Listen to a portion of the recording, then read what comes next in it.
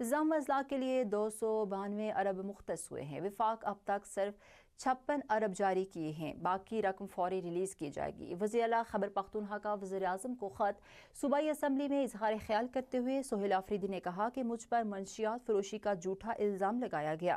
وفاق کا ارادہ دہشت گردی ختم کرنے کا نہیں، میری حکومت گرانے کا ہے۔ صوبے کے عوام کے لیے ہر کسی کے ساتھ بیٹھنے کو تیار ہوں۔ رجیم چینج آپریشن کے بعد جب ہمارے لیڈر کی ایک جمہوری حکومت کو لندن پلان کے تحت گرایا گیا تو اس کے بعد ہم نے تمام پاکستانیوں کو اس پلان کے حوالے سے بتایا تھا۔